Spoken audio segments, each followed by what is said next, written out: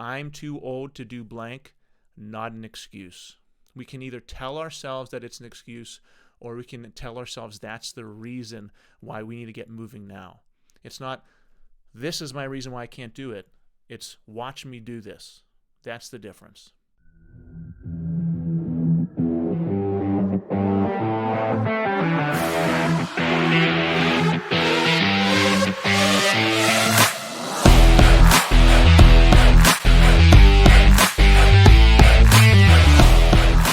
Welcome to Rising Father Podcast Episode 2, everyone. We're rolling on. We're moving on. Today's podcast is all about thoughts that men have that make them fall back in life. Thoughts that men have that hold them back, that keep them from achieving, that all of us have. Many times we have negative thought patterns that keep on replaying and replaying in our heads that keep us from achieving and sometimes make us self-sabotage our goals and things we want to do in life. So a lot of these were brought to us from our various Instagram and Facebook communities, and we took a survey. We said, what are some thoughts that you have, people that you know have, or that just men in general have that hold them back and keep them from achieving what they want to in life? And a lot of these are from those. Some of these are from my own life, from people that I know, but we have some really interesting ones, and I looked up a lot of quotes that have to do with a lot of these thoughts that people have. I'm going to be referencing a book called Cybernetics by Maxwell Maltz. Now, this book is a life changer. There's some books that are just complete life changers. Rich Dad, Poor Dad is one. This is another one. There's a lot of other ones that I could go on a tangent, but I'm not going to. So this book is called Cybernetics by Maxwell Maltz. It's on Audible. There's an audio version. I highly recommend you take a listen to that or read it. It is a life-changing book. It's all about how to see yourself better. Okay, it talks about plastic surgeons and the what they go through working with people and how they see themselves differently. Sometimes they do, sometimes they don't. There's a story in there about sometimes people get plastic surgery and they look completely different, but because of the self-image they have, they see themselves as the same. So the plastic surgeon can completely change someone's face, but because they have this strong mental image of who they are, to them, they look like they're the same person. So really, really interesting book, and I'm going to be referencing quotes from that book throughout this episode of the podcast. So the first one I'm going to talk about is the thing that we tell ourselves, that a lot of fathers, a lot of guys in the 30 to 40-year-old, 50-year-old range tell themselves is, I'm too old to start. I can't do that thing. I can't start that project. I can't start that business. I can't lose that weight. I can't start that skill or hobby. I'm too old. Now, that is a flat-out lie. And I'm going to give you some examples of amazing successes that happen from men who are later on in their years. You can be any age and start anything. I know from my own experience, I started jiu-jitsu at 32. There's guys in my gym who are in their 50s and 60s who are starting. There are guys who just got their black belts that are 60. It happens all the time. No matter what age you are, you can start anything. The only thing that's stopping you from doing that is what you see yourself, how you see yourself. Do you see yourself as someone who can start something, or did you just give yourself 10 reasons as to why you can't do it? That is the only thing that's stopping you. So I'm too old to start is an excuse, is a reason, is a thought that so many of us have replaying over and over and over again in our heads that keeps us from achieving. Here's a couple examples of people that didn't let that stop them. Gladys Burrell ran a marathon when he was age 92. Okay, 92 years old, ran his first marathon. Colonel Sanders started KFC when he was age 65. Okay, I know so many guys who are, in their late 20s, early 30s, and they have the attitude of, man, I'm getting old, starting to slow down. I'll talk to them about, hey, we should get together and do this. Oh, I can't. I got kids. I'm old man now, moving slow. In their 30s. John Glenn went to space at age 77. Noah Webster, he was a lexicographer and a language reformer. He's often called the father of American scholarship and education. It took him 28 years to complete the dictionary, and he finally published it at age 70. Okay? At the age of 72, Swan became the oldest person to compete in the 1920 Summer Olympics. His best results were in the team competitions, a 4th place in the single-shot running deer event, and a 2nd place in the double-shot running deer contest. So 72 years old, competing in the Olympics, and with a silver medal, he became the oldest medalist of all time. So I'm too old to do blank, not an excuse. We can either tell ourselves that it's an excuse, or we can tell ourselves that's the reason why we need to get moving now. It's not, this is my reason why I can't do it. It's, watch me do this. That's the difference. If you've ever followed David Goggins, if you're following Rising Father, you're probably following David Goggins. He has he's a great book, Can't Hurt Me. If you've watched any of his interviews, he talks about it. He talks about how he was really overweight as a Navy SEAL, and for him, he changed his mentality. He changed the thing he told himself. Instead of tearing himself down, telling himself that he was a fat slob, in his words, he told himself, I'm going to someday tell other people, look what I overcame. Not, these are my reasons for underachieving. Someday I'll be able to tell people, look what I overcame. I was 250, whatever he was. I was 250 pounds, and now I'm a ripped Navy SEAL. I'll be able to tell someone that one day.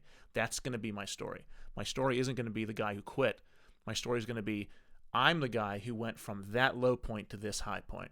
If you're at a low point right now, it doesn't have to be that way a year from now. You could do exactly what David Goggins do. You could rewrite your story. You can rewrite the narrative you tell yourself. You could be the guy who says, in a year, man, look what I overcame this past year. Look what I did.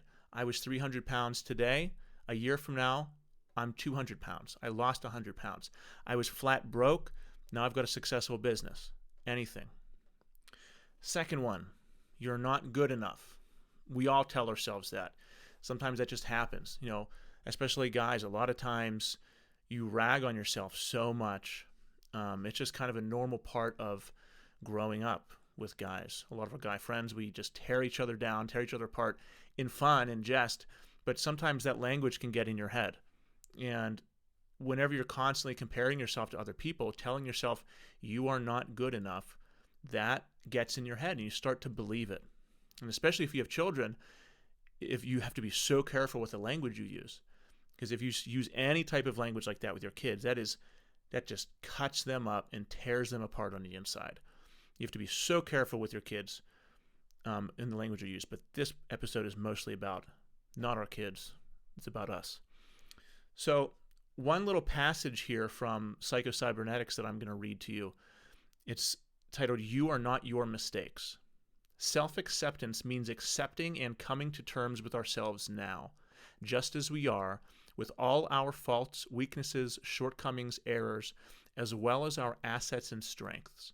Self-acceptance is easier, however, if we realize that these negatives belong to us. They are not us. Many people shy away from healthy self-acceptance because they insist upon identifying themselves with their mistakes. You may have made a mistake, but this does not mean that you are that mistake. You may not be expressing yourself properly and fully, but this does not mean you yourself are no good. Who we are as people is a deep, sacred, spiritual thing. Who you are as a person, your consciousness, your spirit, your emotions, who you are, your physical being. The mistakes you've made aren't you. They are actions that have happened in the past. They're things that you have done, but they are not who you are. Who you are is what you decide to do now. That is who you are. Number 3, thoughts that tear men down. People will laugh at you. That's a huge one. I know so many people. I was gonna, this podcast is all about us. But a story about my son. He was dealing with something at school where he was afraid to. He's a natural dancer. He's the best dancer I know. He's the most entertaining, hilarious kid I know. But he was afraid because some of his new friends would make fun of him whenever he was dancing. Okay, he was afraid. He didn't want to dance anymore. He was going to turn off this huge part of his personality because kids were laughing at him. So that was a huge thing, because especially as a boy, this got me when I was a kid. My parents tell me that I danced all the time, and I had, 2 older brothers. They made fun of me, but I let it get to me. Okay, I probably stopped. Maybe I'd be, professional dancer now. Probably not. Just kidding. But he didn't want to dance anymore because his friends were making fun of him. And the truth was, his friends were just very self-conscious and probably jealous and probably wanted that self-expression that Nathan had, and they couldn't do it themselves. Okay, so my job as his dad was to build him up and reframe that narrative.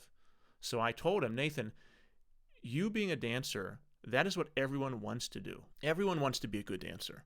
I told him, I want to be as good as a dancer as you. Your friends want to be as good as a dancer as you. If they're saying anything to you about dancing, it's because they want to do it and they can't do it. You have to understand that whenever you're dancing, people look at you and they want to do what you're doing. And through repeated talks like that, he was able to overcome that, and we were able to reframe that issue he had. But yeah, people will laugh at you.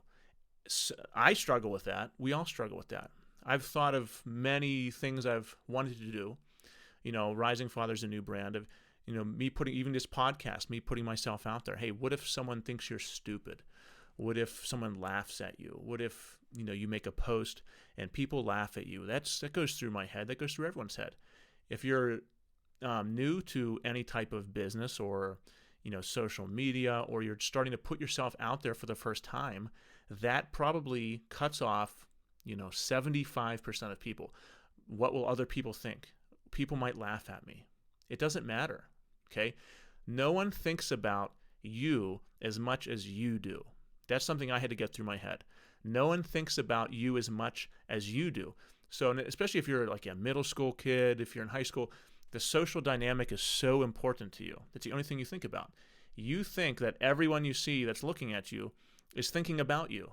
They're not. Everyone's thinking about themselves. And once that clicks, all of a sudden it doesn't matter as much. Here's another story from Psycho-Cybernetics. There was a salesperson who felt intimidated when calling the big shots, so the important people, the big ticket clients. So Maxwell Maltz helped him overcome his fear and nervousness by asking him, would he physically get down on all fours and crawl into his superior's office and prostrate before them? So he was asked, the salesperson, would you do this for that person? The guy said no. He asked, then why do you mentally cringe and crawl before them? If you wouldn't physically do this, then why are you doing this to them in your mind? Why do you mentally cringe and crawl before them? Maltz then asked, would he go into his boss's office with his hand extended out like a beggar and beg for a dime to buy a cup of coffee? Certainly not, the man said. Maltz pointed out, is he not essentially doing the same thing when he goes into his boss's office? You walk in overly concerned with whether they will approve of you. Can't you see that you have your hand begging for their approval and acceptance of you? It's all in his head. With this insight into his plight, the salesman saw how he could change his mental image of himself and become more assertive with his higher-ups. Wonderful story. Number 4, another thought that stops guys from achieving. You're not going as fast as blank, why try? Once again, it's plagued me. Plagues a lot of people who try something new. Say you had momentum and then it stopped and someone else starts going faster than you. That's a soul crusher. Or maybe you're trying to lose weight, you're trying to get in shape, you join a CrossFit gym for your first time, you and a buddy join the same time, but then your buddy starts losing weight faster than you, getting stronger faster than you. You can do more pull-ups than you, faster than you. For whatever reason, a lot of us think, well, I'm not going as fast as that person. I shouldn't even try. I should just stop. As if somehow that has anything to do with you. If you try your hardest for 1 year from now, you're going to be vastly better than you are right now. That thought alone is enough. That thought alone doesn't encompass anyone else. If you worry about other people, you could do the exact same thing. You could have 1 year of growth and someone else could have more growth than you. That didn't affect your growth. You still had vast amounts of growth. Someone else could have no growth. That also didn't affect your growth. But it's so easy to get caught up in the comparison game, especially with social media, as, wow, this person is doing this, so I'm going to quit because I'm not going that fast. If I'm not going that fast, I'm doing nothing. No, it's where were you starting? Where are you now? Where are you making progress? When you go to the gym and you see guys who are ripped and strong and benching 300 plus pounds, it's easy to think, well, I'm not that, so why am I even here? You don't know that they've been lifting for 20 years, have a nutritionist, and are dialed in. If you just started last week, you're on different parts of your journey. It doesn't matter what anyone else is doing. Number 5, you are going to fail. How many of us have thought that? Anytime we try something new, you're going to fail. For whatever reason, a lot of us have that playing in our heads whenever we try to do something new. It could be repetitions of comments made to us by family and friends throughout our past. It could be our subconscious image of ourselves, downgrading ourselves. It could be our subconscious trying to protect us from the risk. But a lot of us have that soundtrack playing in our heads whenever we want to try something new. You are going to fail. And step 1 is hearing that sound. So say next time you try something new, so say, next week I want to start an internet brand. I'm going to start a golfing brand, and I'm going to create this. I bet you within the first minute, you're going to have thoughts jump into your head like, oh, that's not going to work. That's not going to work out. Why would you do that? Golf Digest is out there making millions of dollars. Why would you start a golf brand? That's not, you're going to get 6 months into it, go broke, and then you're going to fail. It's yourself talking to you. That is your subconscious. Those are other people's thoughts that they've had that just rotate in your head. But you are going to fail can really derail any progress that you make. A quote from Psycho-Cybernetics that has to do with this is, the greatest mistake a man can make is to be afraid of making one. That means you are stuck in place. You are so frozen with fear. The fear of failure is so keeping you stuck that you do nothing. So you are afraid of making a mistake, and that is the biggest mistake of all. Number 6, I don't know enough to start. Guess what? I bet if you interviewed lots and lots of successful business people, they would say, guess what? I faked it till I made it. I said I knew enough, and then I found out. I accepted that job from that client, and then found out how to do it, and then delivered, and then worked my ass off. I bet that most successful entrepreneurs and business people would say, I didn't know enough, and I just did it. Okay?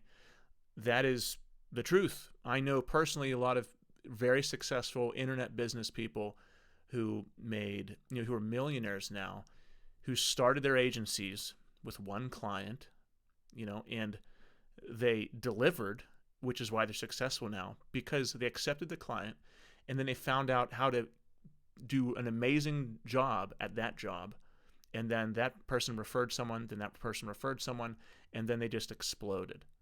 It happens all the time.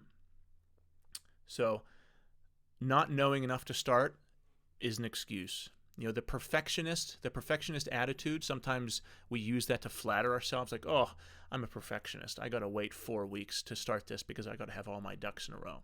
Really? Or are you a perfectionist, or are you just afraid? Or are you just deep down scared that something might go wrong? Are you that good? Are you that detail-oriented? Or are you just afraid of failure, afraid of the unknown? Happy wife, happy life, someone submitted. And yeah, I agree with that. My wife agrees with that too. She agrees that happy wife, happy life is a horrible thing that guys say. That came about probably in the sitcom era where the dad was a bumbling fool. But I hear so many guys say that. And they don't say it with a grin. They say it with a frown and a forced smile. Happy wife, happy life. Because what that means is that you're putting everyone else before yourself. And in theory, that sounds great. But I truly believe that for a man to be happy and fulfilled, he has to have a mission. He has to be taking care of himself, and he has to be the best he can be. I don't think that I think that a man will be the best father and husband they can be if they are being the best person they can be. Okay, that's what I personally believe. And happy wife, happy life doesn't jive with that. Okay, it could in some sense, but the way most guys use it, if you have a guy that says it all the time, what it ends up sounding like is their wife is just taking advantage of them and they're just beaten down. Really, that's the mutterings of a beaten down man. Happy wife, happy life. Okay, to me that sounds like, okay, make sure one half of the equation is perfect and the other one is pure service. That doesn't work well for a relationship. It's a give and take on both sides. Both people, the husband and wife, need to let each other do things, let each other pursue passions. There are some people in our Facebook group, the guy who put that said, this is what a lot of guys I know say, but me and my wife don't do that. And I said, same here. Me and my wife don't do that either. We both let each other go on trips with our friends. That's not a big deal to us. We do that ever since our kids were born. And, I would go out on golf outings with my friends when my kids were, when my son was a couple months old. And some of my wife's friends would say, oh my goodness, why do you let your husband do that? How can you allow him to do that? And that pure word, let, shows the issue in their marriage. Because the husband says, happy wife, happy life, and then they say it with a defeated look on their face. Okay. And guess what? It's not just one way. My wife, Sarah, she goes out with her friends. She has friends that come home every year from across the country. They go out to cabins. They do weekends. They do girl time. They have their own thing. She has her own parts of her life that she is doing, not professional development, but she's trying to grow in a lot of areas of her life. And I encourage that. I'm trying to grow in areas of my life, and she encourages that. We both know that we are both happier and both love each other and like each other more when we're pursuing our own individual passions. That's the truth of it. If I didn't get to do jujitsu, I would be a much more miserable husband and father. If she didn't get to pursue her business, she'd be a much more miserable mother and wife. Because we let each other grow in our individual passions, we are much more pleasant and loving to each other and to our kids. So happy wife, happy life doesn't jive with that with me. You can start tomorrow. Yeah, a lot of times we say that. We say we are going to start eating healthy. Okay, when are you going to start eating healthy? Tomorrow. It almost never happens. If you are starting tomorrow, you're not starting, you are waiting. So if you say, I'm going to start blank tomorrow, you're not starting, you're waiting. So you should say, if someone says, when are you going to start eating healthy? You should say, I'm waiting until tomorrow, not I'm starting tomorrow. Because if it was a priority and you want to really make something happen, you do it right now. Because as we all know, I'm starting tomorrow turns into, oops, something came up unexpected, so I'll do it the next week. And then, oops, yeah, I feel differently now than I did last week, so next month will be the perfect time. And then before we know it, a year passed, and that's just a vague memory of who we wanted to become. Who we wanted to become is now just a ghost, and that is now gone. And all that can happen. That's happened to me. I have gone through different phases of being healthy and unhealthy, but there's definitely been some low points where I remember having bad mental battles with myself saying, okay, yeah, tomorrow I'm going to go on this diet. And then 3 months pass because of everything I just mentioned. And you're a changed person. You have to do it right then, right there, because you have control over right now. You don't have control over tomorrow. You have control over the rest of your day. Not even. You have control over this moment. So if you say, I need to change my life, I have to get in shape, you have to do something right now. You have to get down, do some push-ups. Show yourself that you're serious, because you have time to do push-ups right now. You might not have time to do push-ups tomorrow. You have no idea what's going to happen tomorrow. You don't have control over tomorrow. You have control over today. Why me? Someone put, why me? Whenever you say why me, to me that means the universe is picking on you. Things are happening to you. You're not happening to things. You're existing in the world. You're like a rudderless ship just being shook around by the waves. You're just a rudderless boat being knocked around wave to wave. Whenever you say, why me? That's what that means to me. It means that people are making decisions that are impacting you and you're reacting instead of causing reactions. Next one, I'll be happy after blank. So there will be a time in the future where you'll be happy. If you only did this thing, you would be happy. Whatever's happening around you right now, you're sacrificing it because in the future, if this thing happens, everything will be different and you'll be happy then. From Psychocybernetics, one of the commonest causes of unhappiness is that people are attempting to live their lives on a deferred payment plan. They do not live nor enjoy life now, but wait for some future event or occurrence. They will be happy when they get married, when they have a better job, when they get the children through college, when they have completed some task or won some victory. Only then will they be happy. And that's a lie. The truth is, if you do not practice happiness, and if you're not happy in your own head, the space that you fill every single day, then you will never be happy. If you can't fix that. If you can fix that, you can. An event isn't going to make you happy. You have to be happy with who you are and the headspace you're living in. Next, the risk of a new career change is too great. That probably affects most guys in the world. We stay in a job that we don't enjoy, that's safe, that has benefits, but that kills us on the inside. And what happens? That just turns us into miserable men. That is the case for so many men across the world. That can really kill you on the inside, and it keeps you stuck where you are, and it stops you from attaining the goals and dreams that you have. It's not always attainable to quit your job. You should do it at the right time. You should do it after you've built something. So if you're planning on quitting your job, you shouldn't just do it randomly. You should do it maturely, responsibly, and with a plan. You might say, okay, 3 years from now, I'm going to quit my job and I'm going to start building this asset right now that's going to pay off 3 years from now. I'm going to start learning the skills for this job that will pay off 2 years from now. Then I can quit my job.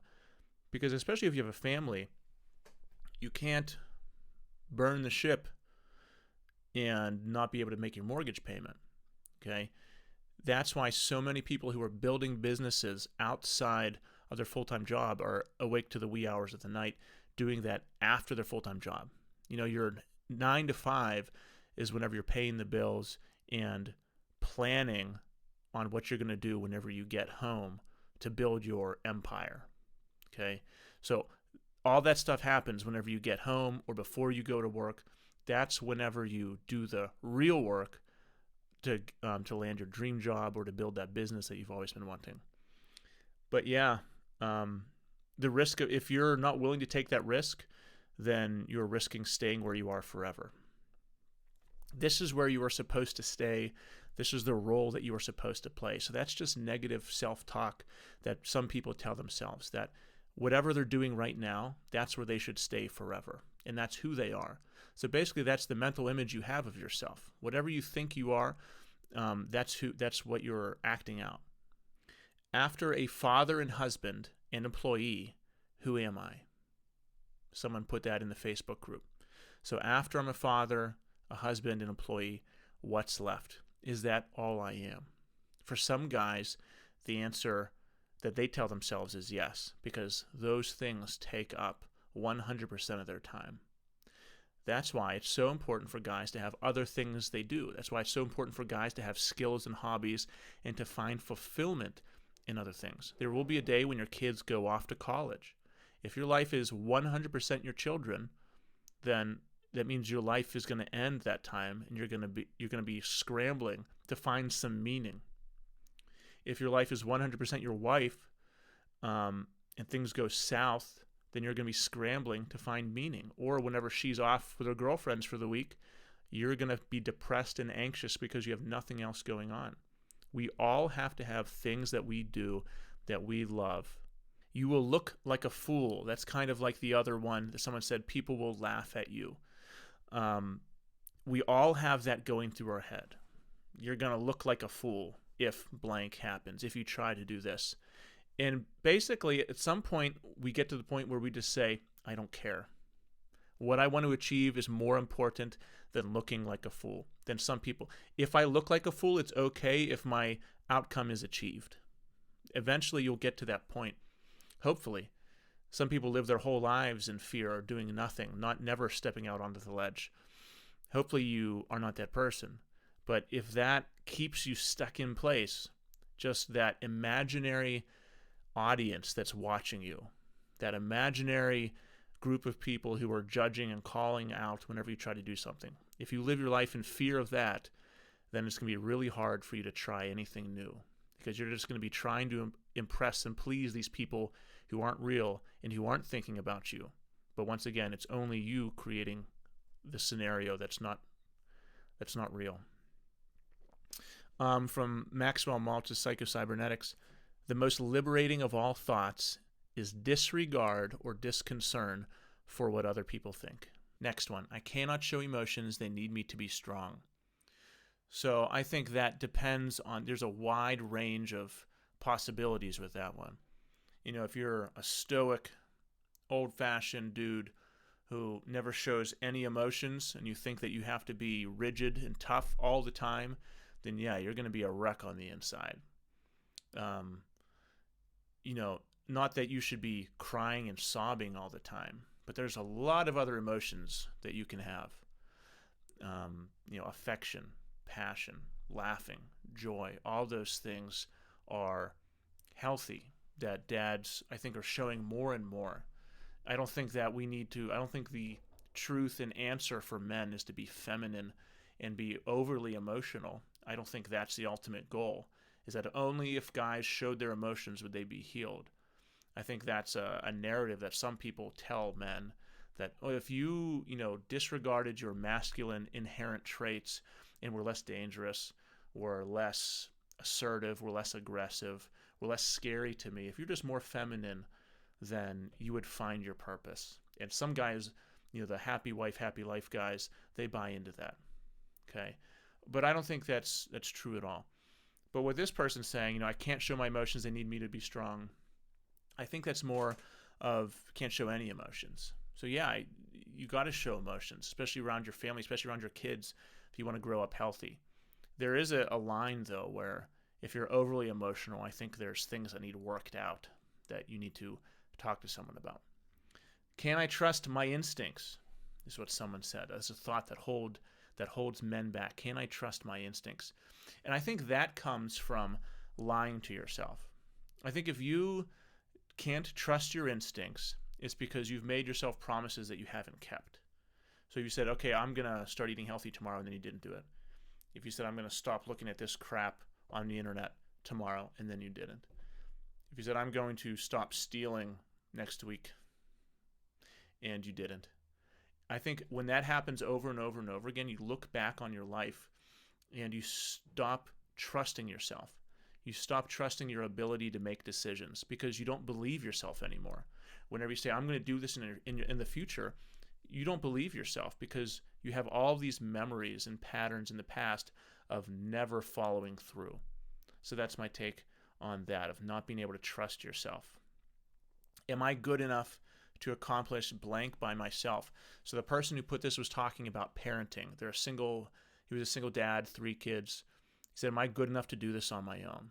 And the truth is everyone's good enough to be a great parent on their own. And also another harsher truth is that it's better with 2 people. It's better with a father and a mother. It can be done with one. That's not to disparage or downgrade anyone that did it on their own, obviously. But it's better with 2. And if you are on your own, and you are doing it alone, yes, you can do it. You can be amazing. If you're in that situation where you are alone, yeah, of course you can do it alone, and you can do an amazing job. It's going to be really, really hard. It's going to be harder than if you had to. You have to accept that.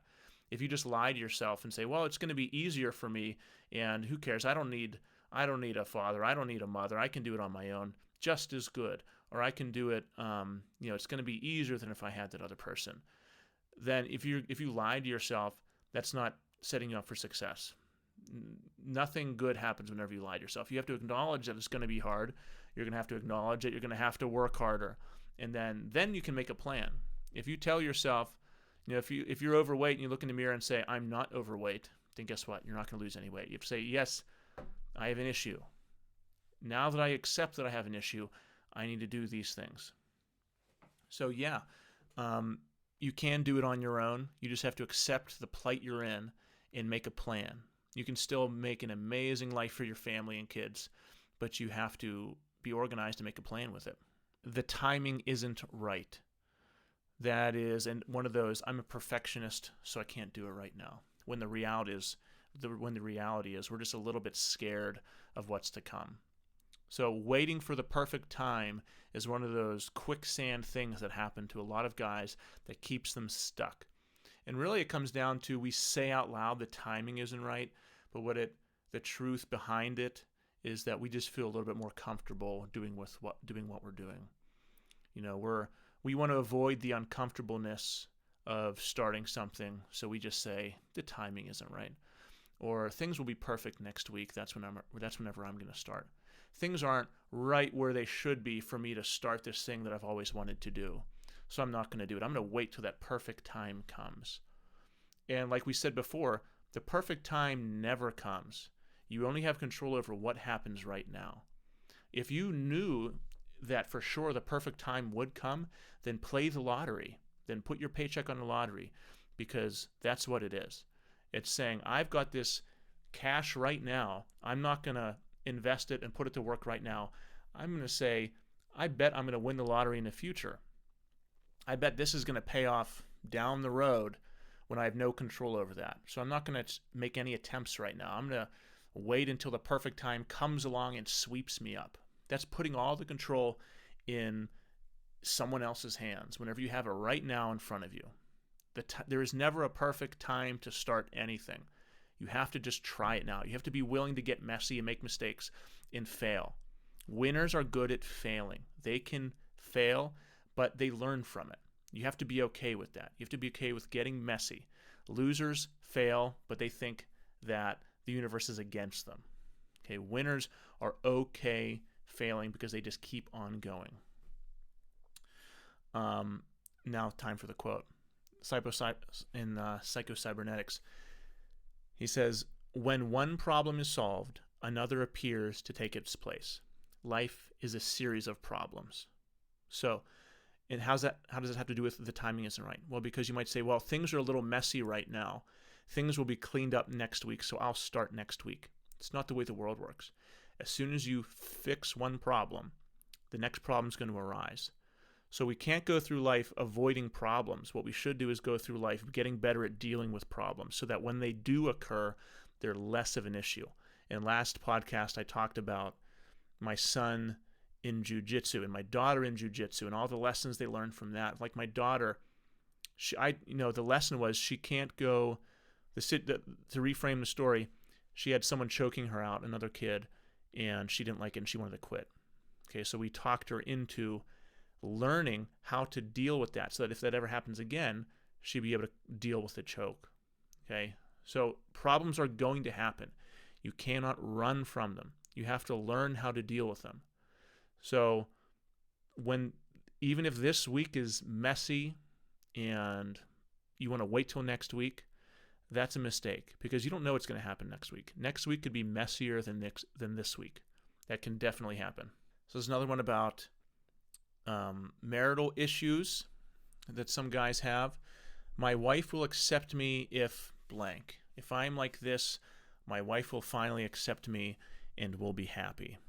And it goes both ways. It could be either person saying that about the other.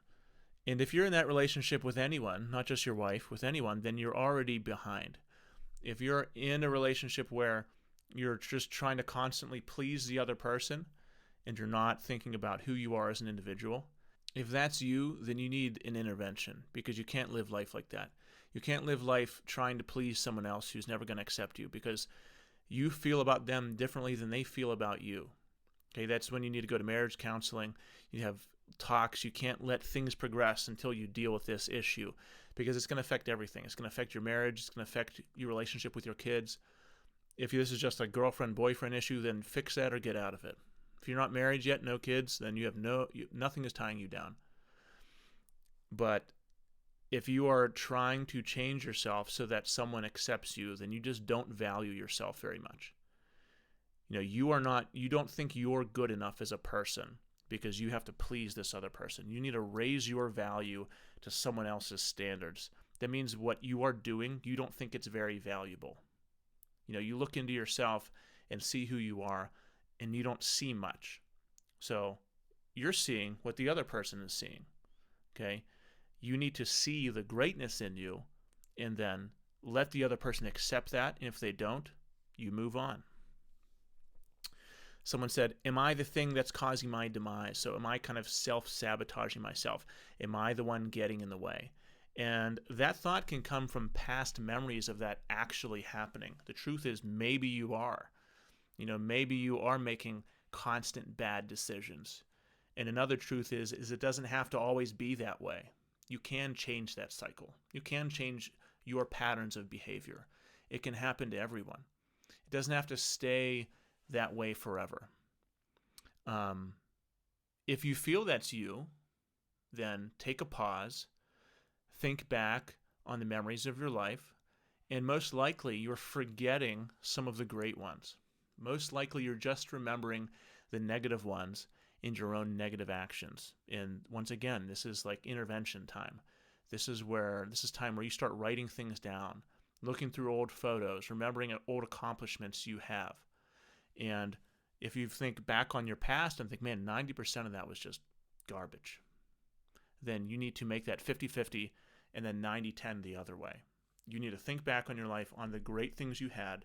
And for whatever reason, a lot of us focus on the negative all the time. For whatever reason, a lot of guys focus on the negative instead of 100 good things can happen. One bad thing happens. All we do is think about the bad thing. So if that's your life in terms of memories, then you need to get up the count of those positive memories where you're crushing it and start to think of yourself in that way. Because sometimes we are our own demise. Okay, sometimes it's true, sometimes it's not. If it's true and you acknowledge that, then you need to fix those behaviors. If it's not true and you're just thinking it, then you've got a fake boogeyman in your head that you need to kill. A quote from Psycho-Cybernetics: human beings always act and feel and perform in accordance with what they imagine to be true about themselves and their environment. Super important. Human beings always act and feel and perform in accordance with what they imagine to be true about themselves and their environment. So how you see yourself.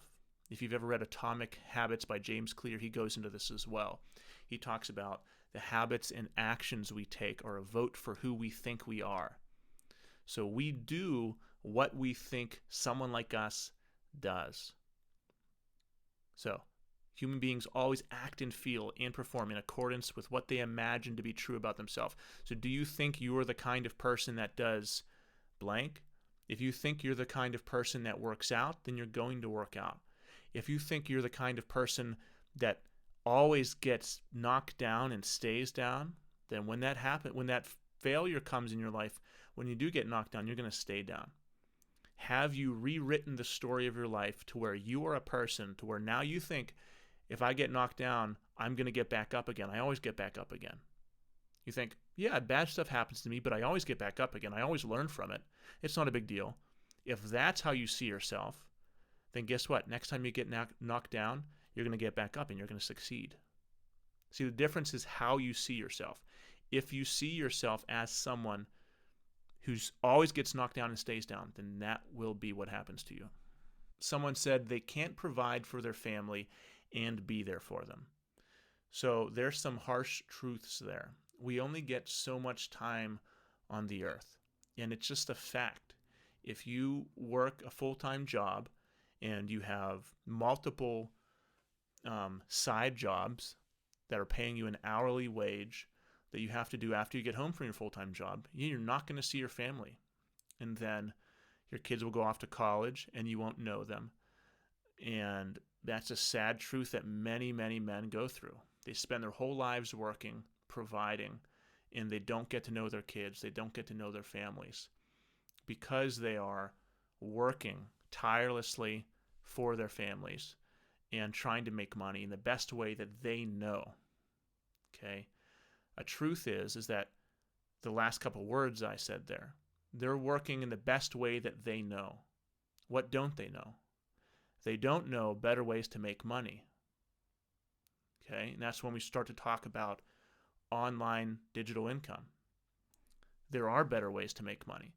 So you can make more money than you're making right now, work less time, and spend more time with your family. People are doing that.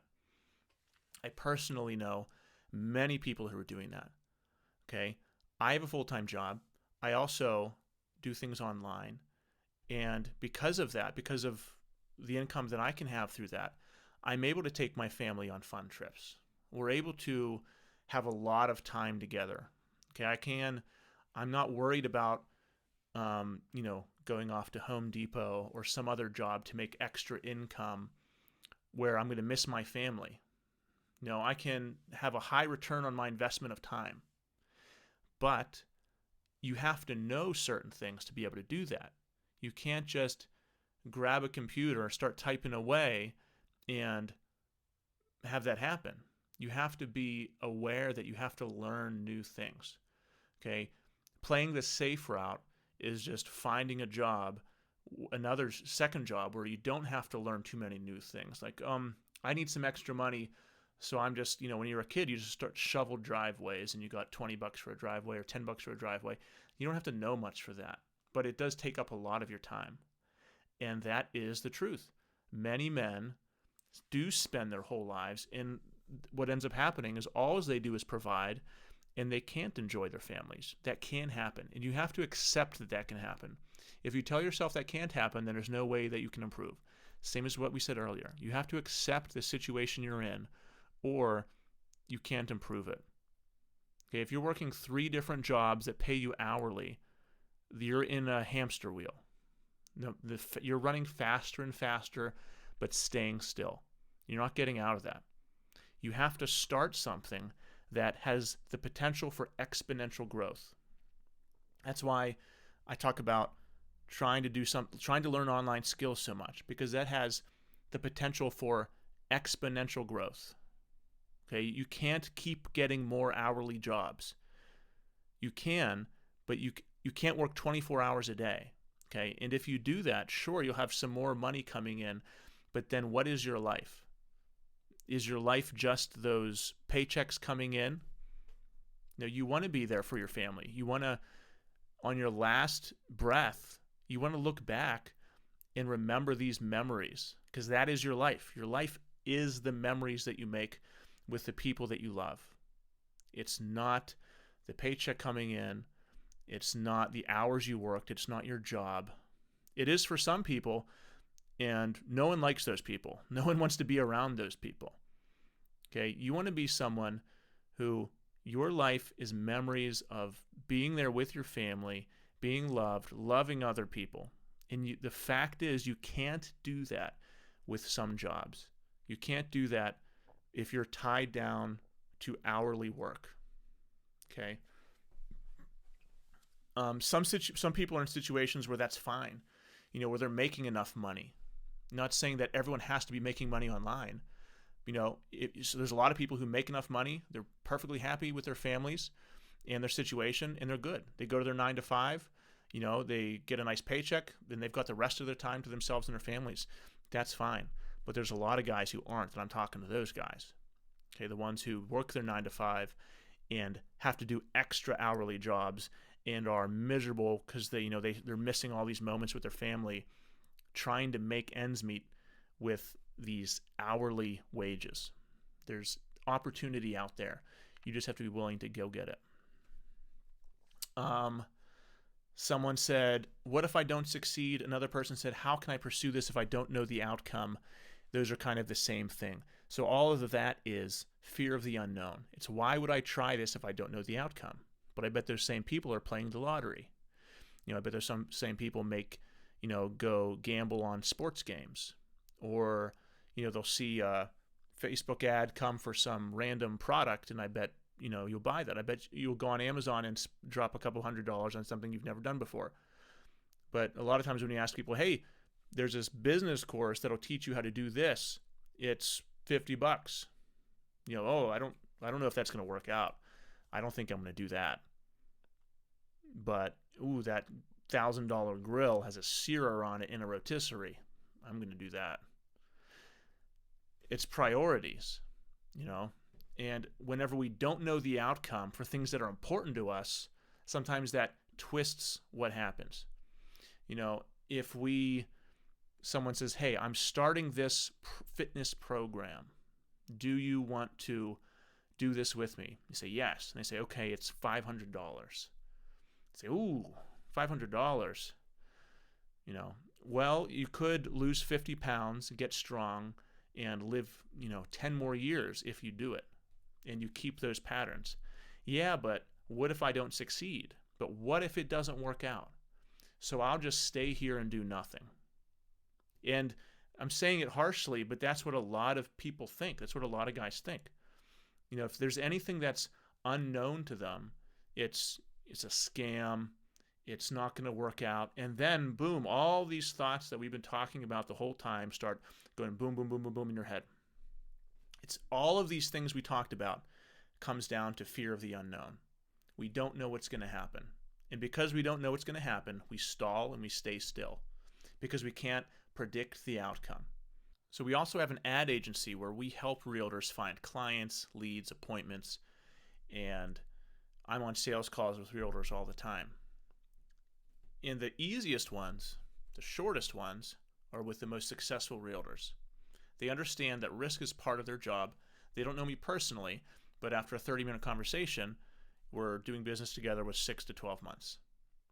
The longest conversations, the most painful, excruciating conversations, are with people just starting out who have never invested in anything before and need to be reassured 100 times that everything's going to work out, that there's zero risk, that they're going to get 10 times their money.